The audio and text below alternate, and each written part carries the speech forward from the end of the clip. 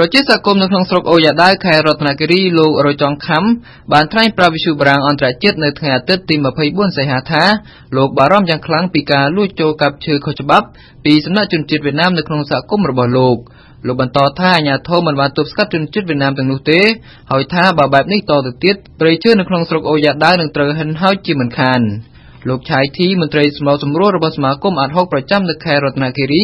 បានប្រាប់វិទ្យុបារាំងបន្ថែមថាជនជាតិវៀតណាមទាំងនោះបានលួចចូលមកកាប់ឈើខ្មែរតាមចោលរបៀងអូថ្មលោកបន្តថាកន្លងមកលោករួមនឹងប្រជាសហគមន៍នៅក្នុងស្រុកអូយ៉ាដាវ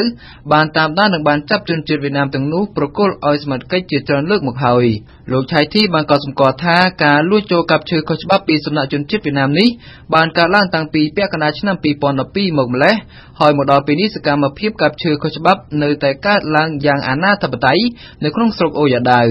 មន្ត្រីសម្របសម្រួលរូបនេះបានចោទមន្ត្រីយាមកាមនៅចោលរបៀងនៅព្រំដែនកម្ពុជាវៀតណាមថាបានខុបខិតជាមួយជនជាតិវៀតណាមទើបបង្កឲ្យមានសកម្មភាពបែបនេះកើតឡើង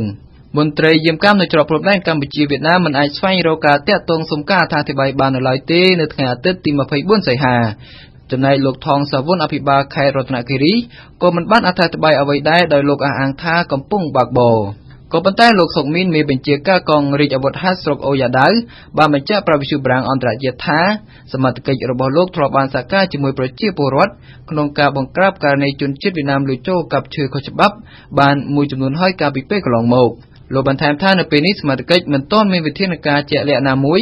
ដើម្បីទប់ស្កាត់ការលួចចូលកាប់ឈើខុសច្បាប់នេះនៅឡើយទេយ៉ាងណាក៏ដោយលោកឆៃធីបានស្នើមន្ត្រីប្រចាំការនៅប៉ុស្តិ៍ត្រួតពិនិត្យព្រំដែនឲ្យរឹតបន្តឹងនិងទប់ស្កាត់កុំឲ្យជនជាតិវៀតណាមទាំងនោះចូលមកកាប់ឈើនៅលើទឹកដីកម្ពុជាតទៅទៀតសូមបញ្ជាក់ថានៅថ្ងៃអាទិត្យនេះលោកឆៃធីរួមនឹងប្រជាសហគមន៍ផ្សេងទៀតកំពុងដើរល្បាតក្នុងព្រៃដើម្បីឃ្លាំមើលនិងត្រៀមចាប់ជនជាតិវៀតណាមដែលគ្រោងលួចចូលមកកាប់ឈើខុសច្បាប់នៅក្នុងស្រុកអូយ៉ាដាវខេត្តរតនគិរី